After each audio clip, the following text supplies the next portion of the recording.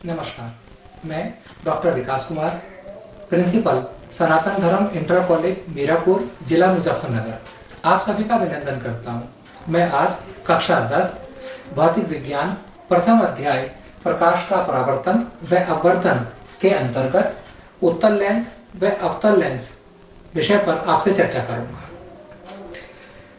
चर्चा आरंभ करने से पूर्व मैं आपको बताना चाहता हूं कि हम लेंस के बारे में पढ़ना क्यों चाहते हैं, हमें क्यों आवश्यक है।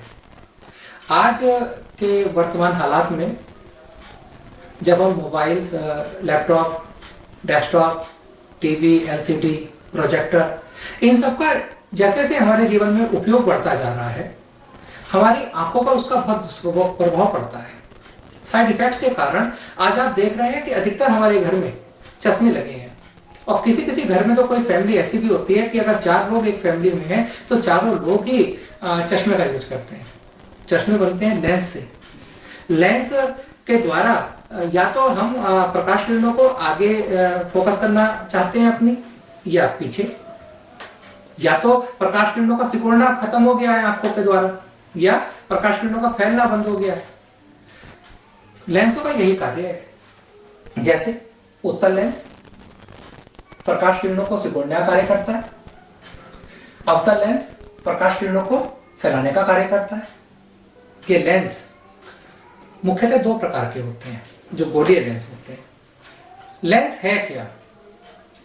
लेंस 2 गोलीय पृष्ठों या एक गोलीय व एक समतल पृष्ठ से घिरे पारदर्शी माध्यम को कहते हैं। जैसे मैं आपको अगर दिखाऊं, ये मेरे पास 2 लेंस हैं।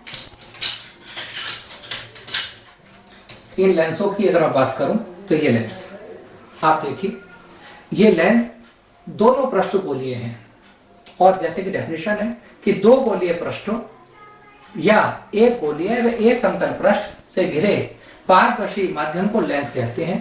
तो ये दोनों पारदर्शी, दोनों गोलीय पृष्ठ से मिलकर बना हुआ एक उपकरण, और इस उपकरण को लेंस बोला जाता है। लेंस 2 प्रकार के होते हैं, उत्तल लेंस, अभिसारी लेंस, या अवतल लेंस या अपसारी लेंस। उत्तल लेंस को अभिसारी लेंस कहते हैं, अवतल लेंस को अपसारी लेंस कहते हैं। ये जो उत्तल लेंस है ये हमेशा बीच में से मोटा होगा और किनारों पर पतला, और अवतल लेंस बीच में से पतला होता है और किनारों पर मोटा होता है। ये देखिए आप, उत्तल लेंस बीच में से मोटा और किनारों पर पतला। ये अवतल लेंस बीच में से पतला, किनारों पर मोटा। हम आराम से छूकर लेंस को बता सकते हैं कि ये उत्तल लेंस है या अवतल लेंस है। उत्तल लेंस, यह लेंस बीच में से मोटा व किनारों पर से पतला होता है। यह लेंस किरणों को सिकुड़ने का कार्य करता है। अवतल लेंस, यह लेंस बीच में से पतला व किनारों पर से मोटा होता है। यह लेंस किरणों को फैलाने का कार्य करता है। उत्तल लेंस को अंग्रेजी में कॉन्वेक्स लेंस कहते हैं, अवतल लेंस को कॉनकेव लेंस बोला जाता है। ये लेंस है उत्तल, क्योंकि बीच में से मोटा है और किनारों पर पतला है। अगर लेंस के दोनों पृष्ठ उत्तल हैं तब ये द्विउत्तल लेंस है, और अगर एक पृष्ठ उत्तल है और दूसरा पृष्ठ समतल है तब इस लेंस को समतल उत्तल लेंस कहा जाता है।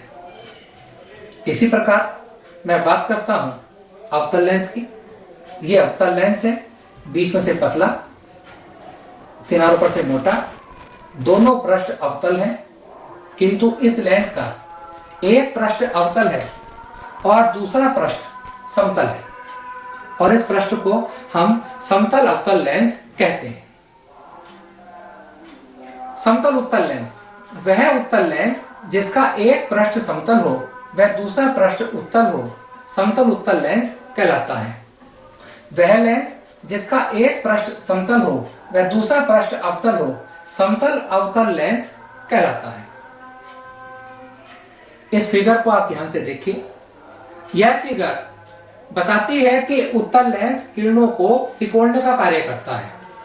एक प्रश्न उठता है कि उत्तल लेंस को अभिसारी लेंस क्यों कहते हैं? अभिसारी किरणों को सिकोड़ना। किसी भी लेंस को हम विभिन्न भागों में बांट सकते हैं। जैसे अगर मैं बात करूं कि इस उत्तल लेंस को मैंने कई भागों में बांट लिया, मैं इस लेंस के दो अर्ध भागों की बात करता हूं।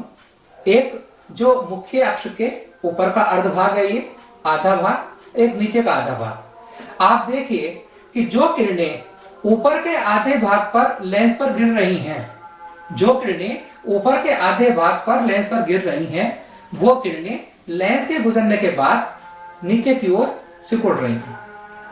और जो किरणें लेंस के नीचे के आधे भाग पर गिर रही हैं, उन किरणों को यह लेंस अपनी आकृति के कारण ऊपर की ओर मोड़ रहा है। ऊपर का आधा भाग नीचे की तरफ किरणें ला रहा है, नीचे का आधा भाग ऊपर की तरफ किरणें भेज रहा है, और ये किरणें एक निश्चित बिंदु पर मिलती भी दिख रही हैं। इस गुण को ही हम अभिसारी गुण कहते हैं कि प्रकाश किरणें उत्तल लेंस प्रकाश किरणों को अभिसारित कर देता है। अगर मैं बात करता हूं अवतल लेंस की, ये अवतल लेंस है। अगर मैं बात करता हूं अवतल लेंस की, तो जैसे ही अवतल लेंस पर प्रकाश किरणें बाईं ओर से गिरती हैं, देखिए इस अवतल लेंस को भी मैंने दो अर्ध भागों में बांट लिया, ऊपर का अर्ध भाग और नीचे का अर्ध भाग। जब प्रकाश किरणें ऊपर के अर्ध भाग पर गिरती हैं, तब वो प्रकाश किरणें लेंस से गुजरने के बाद ऊपर की ओर चली जाती हैं। ये लेंस अपनी आकृति के कारण उन प्रकाश किरणों को फैला देता है, और जब वो प्रकाश किरणें उसी लेंस पर नीचे के अर्ध भाग में गिर रही हैं, तब यह लेंस उन प्रकाश किरणों को नीचे की ओर फैला देता है। ये प्रकाश किरणें एक दूसरे को कहीं पर नहीं मिलेंगी। इन प्रकाश किरणों को जब हम पीछे बढ़ाते हैं, तब ये निश्चित बिंदु की तरफ मिलती भी प्रतीत होती हैं।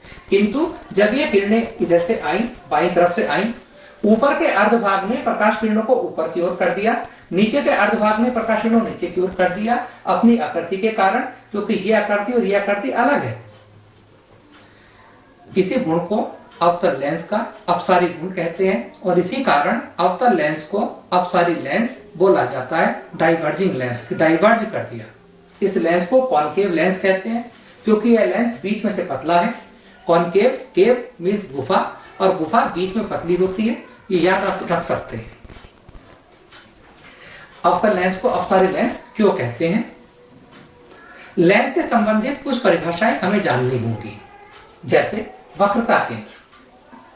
देखिएगा, जो लेंस है वो वक्र पृष्ठों से मिलकर बना है, वो भी दो। जैसे ये लेंस है, अगर मैं दोनों गोलीय पृष्ठों की बात करूं, तो इस गोलीय पृष्ठ का केंद्र दाईं तरफ होगा और इस गोलीय पृष्ठ का केंद्र बाईं तरफ, क्योंकि ये गोलीय पृष्ठ किसी न किसी खोखले गोले के भाग हैं। ये दोनों ACD, ACB और ADB, ये दोनों गोलों के भाग हैं। उन गोलों के केंद्र जरूर होंगे। इसी कारण दर्पण के दो ये केंद्र होते हैं, और इन केंद्रों को हम वक्रता केंद्र कहते हैं। वक्रता केंद्र, प्रत्येक लेंस एक या एक से अधिक गोलीय पृष्ठ से मिलकर बना होता है। ये गोलीय पृष्ठ किसी न किसी गोले के ही भाग होते हैं। इन गोलों के केंद्र को लेंस का वक्रता केंद्र कहते हैं। उत्तल लेंस नहीं, बल्कि अवतल लेंस भी। अगर मैं इस भाग की बात करूं AC की, तब इसका केंद्र बाईं तरफ होगा, और दूसरे भाग की बात करूं ADB की, तो दाईं तरफ होगा। लेंस में बीच में एक बिंदु O होता है, इसे प्रकाशिक केंद्र कहा जाता है। और इस बिंदु O की एक विशेषता होती है कि जब भी कोई प्रकाशिक किरण, जब प्रकाश की किरण बिंदु O से होकर जाती है, तब वह प्रकाश किरण बिना विचलित हुए सीधी निकल जाती है। इन दोनों बिंदुओं को, तीनों बिंदुओं को वक्ता केंद्र प्रथम, वक्ता केंद्र द्वितीय और प्रकाशिक केंद्र, इनको मिलाते हुए अगर मैं एक सीधी रेखा खींचू दूं, तब उस रेखा को लेंस का मुख्य अक्ष कहा जाता है। मुख्य अक्ष, लेंस के वक्रता केंद्रों को मिलाने वाली रेखा को लेंस का मुख्य अक्ष कहा जाता है। प्रकाशिक केंद्र, लेंस के अंदर मुख्य अक्ष पर स्थित वह बिंदु जिससे होकर जाने वाली प्रकाश किरण अपवर्तन के बाद बिना विचलित हुए सीधी निकल जाती है, प्रकाशीय केंद्र कहलाता है। ये देखिए आप, ये एक उत्तल लेंस है। इस लेंस पर एक प्रकाश किरण आपतित हो रही है, बिंदु O पर वो आपतित होती है और बिल्कुल बिना विचलित हुए सीधी निकल जाती है। जबकि वो प्रकाश किरण तिरछी आपतित हो रही है। अपवर्तन के अनुसार जब माध्यम बदलता है और प्रकाश किरण तिरछी आपतित होती है, तब वह प्रकाश किरण अपने मार्ग से थोड़ा विचलित हो जाती है, किंतु प्रकाशीय केंद्र एक ऐसा बिंदु है लेंस के भीतर जिस पर जब प्रकाश किरण आपतित होती है तब वह प्रकाश किरण बिना विचलित हुए सीधी निकल जाती है। इस फिगर को आप थोड़ा ध्यान से देखिए। ये एक उत्तल लेंस है। उत्तल लेंस के बीच में एक बिंदु O, जिसे ऑप्टिकल सेंटर प्रकाशीय केंद्र कहा जाता है। यह मुख्य अक्ष है और इस लेंस पर मुख्य अक्ष के समानांतर हम प्रकाश किरणें आपतित करते हैं।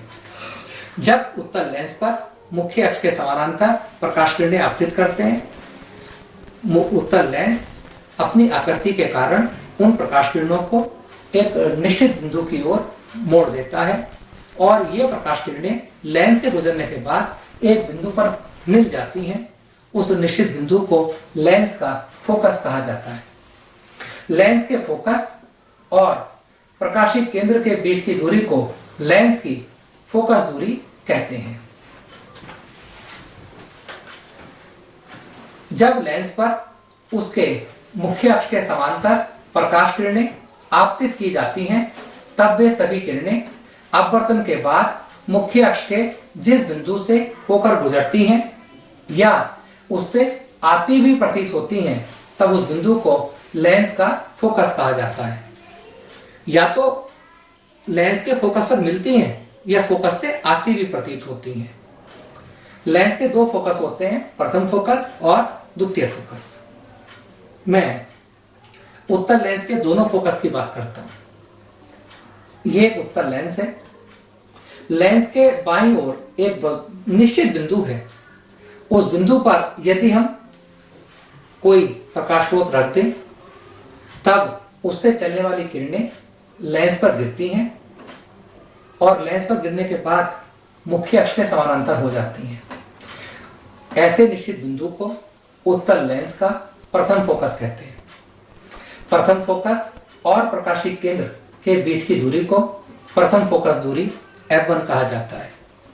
दूसरी ओर अगर हम लेंस पर मुख्य अक्ष के समानांतर प्रकाश किरणें आपतित करते हैं, तब वो प्रकाश किरणें लेंस से गुजरने के बाद दाईं ओर किसी एक निश्चित बिंदु पर मिलती हैं।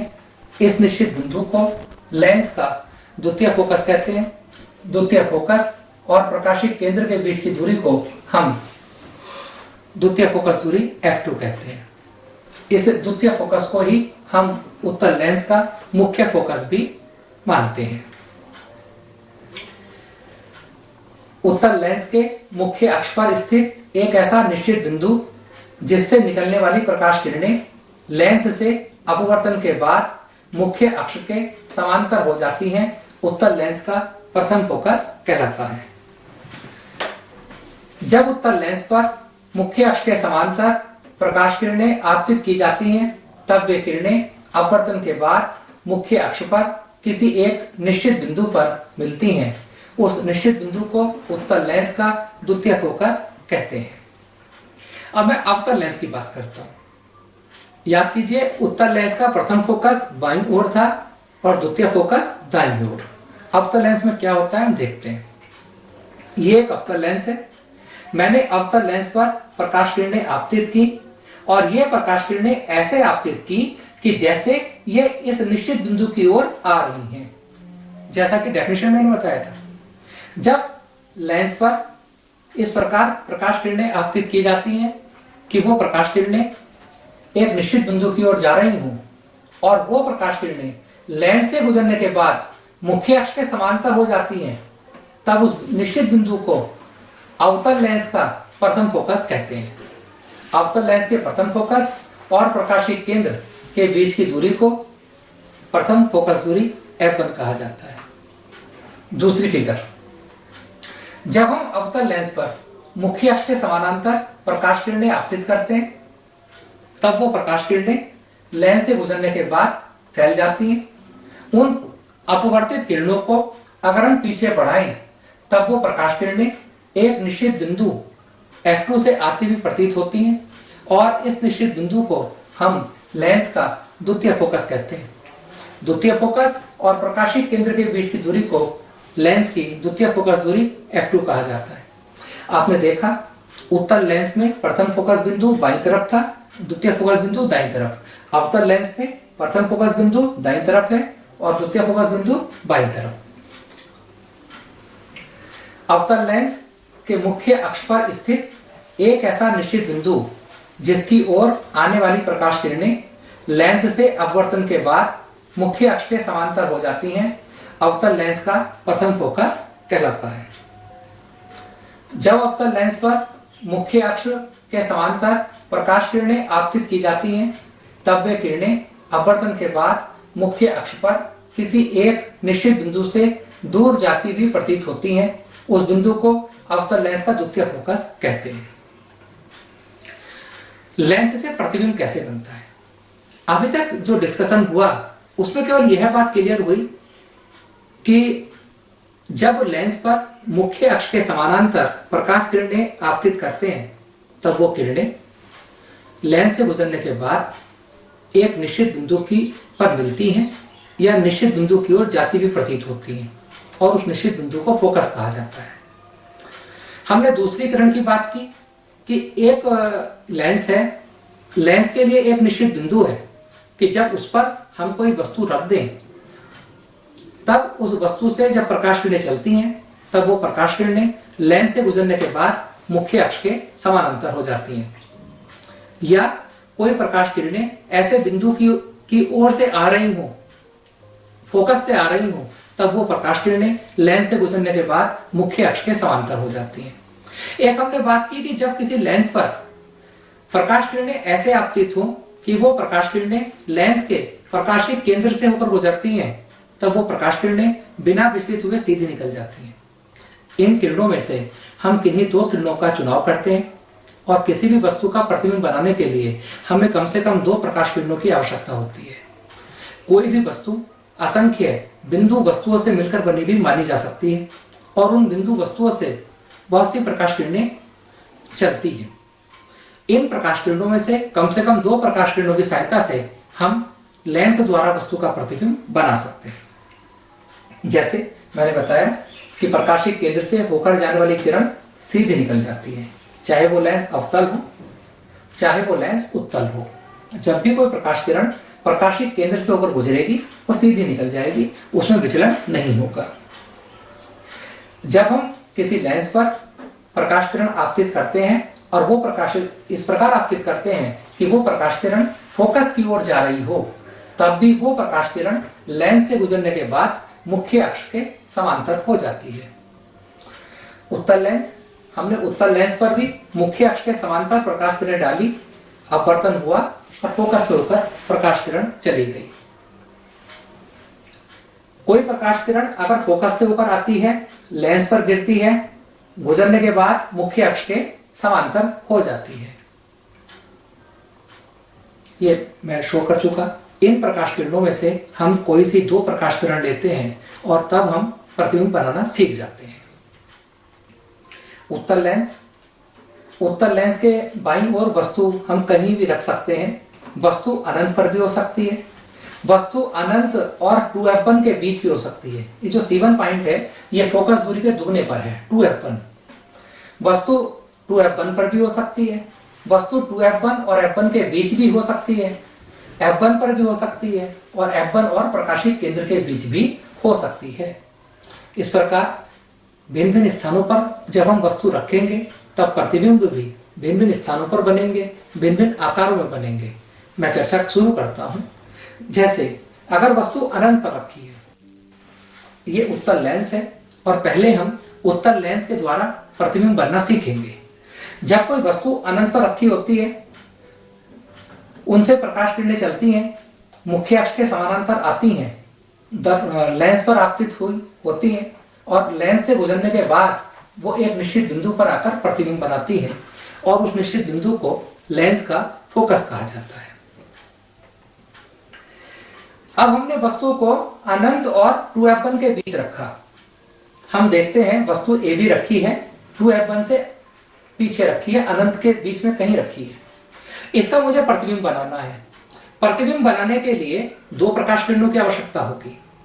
एक प्रकाश किरण मैंने यूज की कि बिंदु A से प्रकाश किरण चलती है, मुख्य अक्ष के समानांतर आती हुई लेंस पर आपतित होती है, लेंस के मध्य से विचलित होती है और फोकस से होती हुई गुजर जाती है। अब मुझे दूसरी प्रकाश किरण चाहिए। बिंदु A से ही दूसरी प्रकाश किरण लेते हैं जो प्रकाशित केंद्र से होकर जाती है और पहली किरण को A' पर काटती है। इस प्रकार A' का एक वास्तविक प्रतिबिंब है। A' से मुख्य अक्ष पर लंब डालते हैं और A', B' जो प्रतिबिंब प्राप्त हुआ वो वास्तविक प्रतिबिंब होता है, वस्तु से छोटा होता है। वास्तविक उल्टा वस्तु से छोटा प्रतिबिंब हमें प्राप्त हो जाता है। अब हम वस्तु को 2f1 पर रखकर देखते हैं कि वस्तु फोकस दूरी से दुगनी दूरी पर रखी है बाईं ओर। इस वस्तु का प्रतिबिंब बनाने के लिए भी हमें दो प्रकाश किरणों की आवश्यकता होगी। एक प्रकाश किरण A से चलती है, मुख्य अक्ष के समांतर लेंस पर गिरती है और लेंस से गुजरने के बाद फोकस से होकर गुजर जाती है। दूसरी प्रकाश किरण के लिए A से प्रकाश किरण लेते हैं जो प्रकाशित केंद्र से होकर जाती है और बिना विचलित हुए सीधे निकल जाती है। ये दोनों अपवर्तित किरणें बिंदु A' पर एक दूसरे को काटते हैं और A' का एक वास्तविक प्रतिबिंब बन जाता है।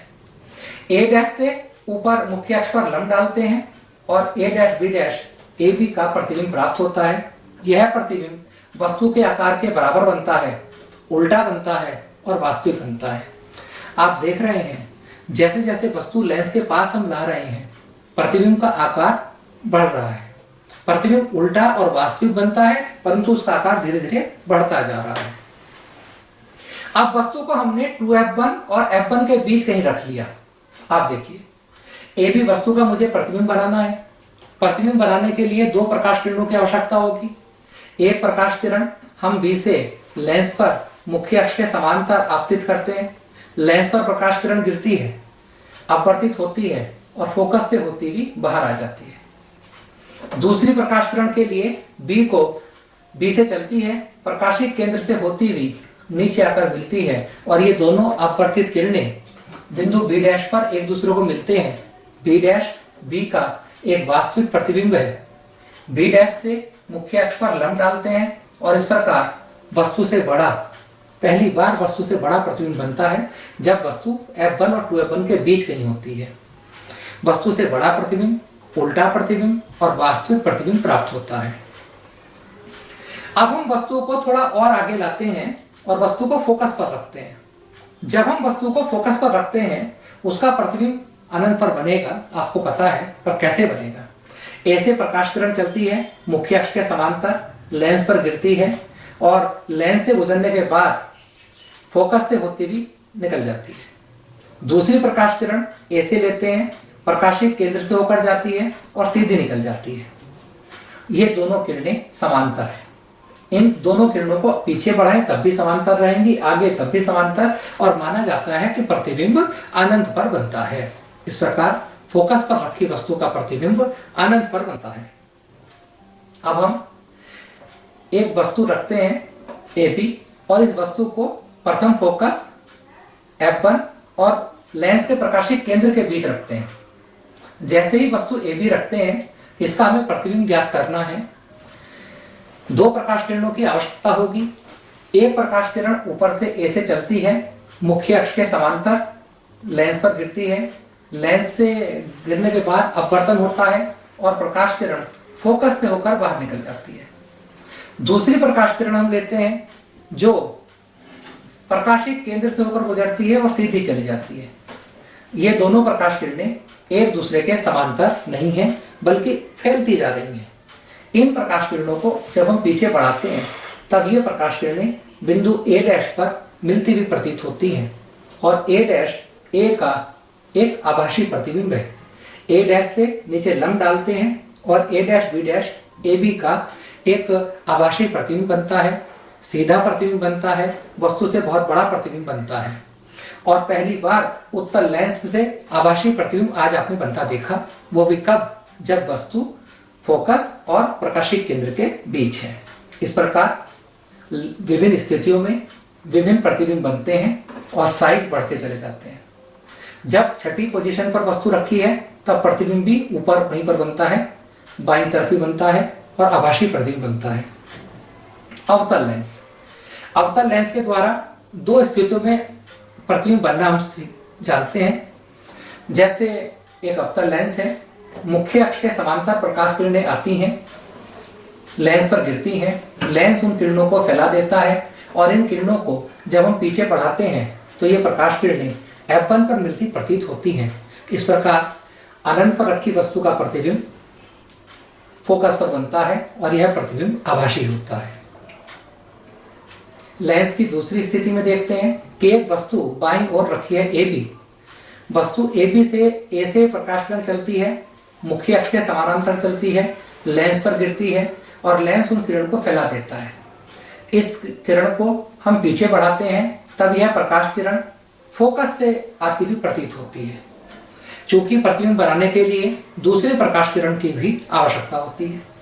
दूसरी प्रकाश किरण ए से चलती है, प्रकाशिक केंद्र से होकर जाती है, सीधी निकल जाती है। ये दोनों किरणें एक दूसरे को ए डैश पर काटते हैं और ए डैश ए का एक आभासी प्रतिबिंब बनता है।